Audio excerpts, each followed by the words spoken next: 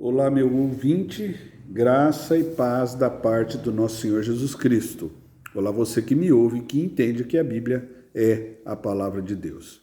Eu quero meditar hoje na carta de Judas, nos seus versos 3 ao verso 5, que nos diz o seguinte: Amados, quando eu empregava toda a diligência em escrever-vos acerca da nossa comum salvação, foi que me senti obrigado a corresponder-me convosco, exortando-vos a batalhardes diligentemente pela fé, que uma vez por todos foi entregue aos santos.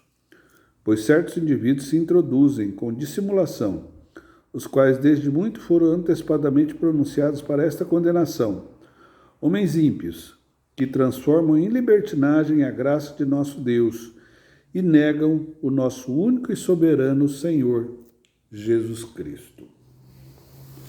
O que Judas está dizendo aqui é que ele teve vontade de falar com a igreja a respeito da salvação que era comum a todos, mas que ele se sentiu obrigado a falar a respeito dos perigos que a igreja corria e das pessoas que estavam influenciando a igreja naqueles dias. E ele acaba dizendo isso e dizendo, olha, porque vocês têm que batalhar pela fé. Ou seja, vocês precisam defender a fé que foi entregue a vocês. E ele diz de certos indivíduos que haviam sido introduzidos na igreja. E o restante do livro responde e fala exatamente quem são esses indivíduos, o que eles fazem, como agem, a sua doutrina e qual que é o meio deles operarem. Eu quero falar com você hoje a respeito desses problemas que nós temos dentro da igreja.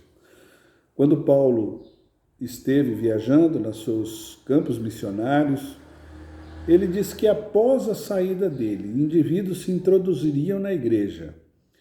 E ele dizia então que do meio deles surgiriam lobos, que haveria de tentar destruir ou de acabar com as ovelhas. Ele diz, do meio de vós surgirão lobos devoradores. Eu quero falar a respeito desses problemas. Na verdade, não é nosso desejo falar sobre isso, mas uma necessidade. Os opositores da igreja, quem são eles? Qual o seu perfil? Como eles agem? E onde eles estão? Então, quero começar falando a respeito do perfil ou da doutrina que essas pessoas têm. Essas pessoas estão no nosso meio e elas trabalham através da dissolução e do barateamento da graça. Negam a soberania de Jesus e homens têm tomado o lugar do Senhor e querem ser senhores. Eles possuem uma dificuldade enorme com as autoridades, já que eles rejeitam as autoridades, blasfemam as dignidades e se contaminam. Eles não têm facilidade em trabalhar com autoridade, eles querem ser autoridade.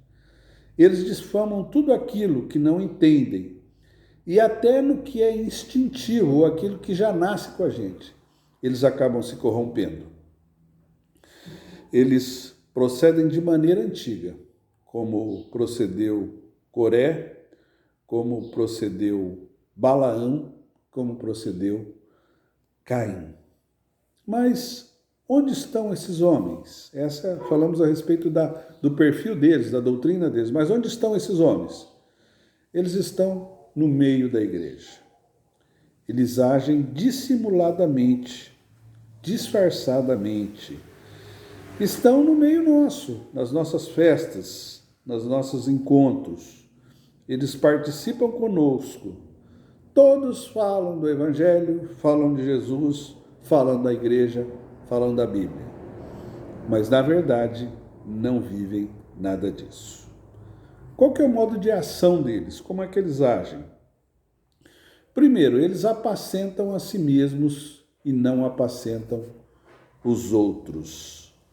Eles não possuem firmeza nem no que dizem, nem no que fazem.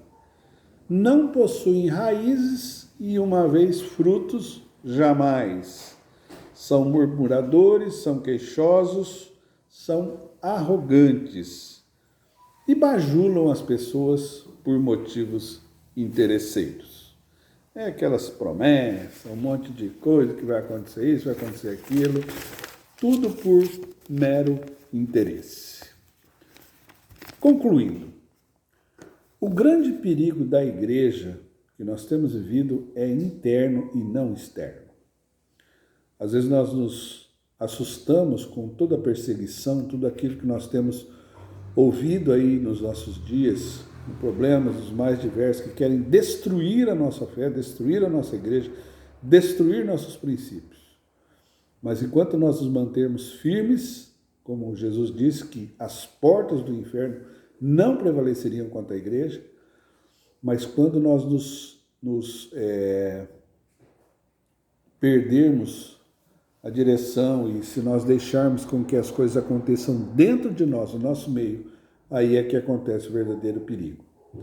É como aquele veneno que destrói a formiga, o veneno que ela leva para dentro da sua casa como se fosse um alimento, mas não é um alimento, é um veneno e elas acabam morrendo.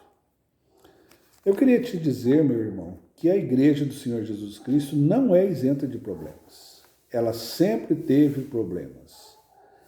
A igreja sem conflitos necessariamente não é sinônimo de uma igreja com espiritualidade sadia, já que os conflitos fazem parte do dia a dia da igreja. Alguns líderes negociam a fé, negociam para evitar problemas e confrontos e acabam transformando a igreja em alguma coisa que na verdade não é a igreja. A igreja sempre teve problemas, conflitos, dificuldades e sempre teve que se manter. E tem se mantido durante todos os séculos. O grande desafio que nós temos é batalhar com dignidade e perseverança sem jamais esmorecer.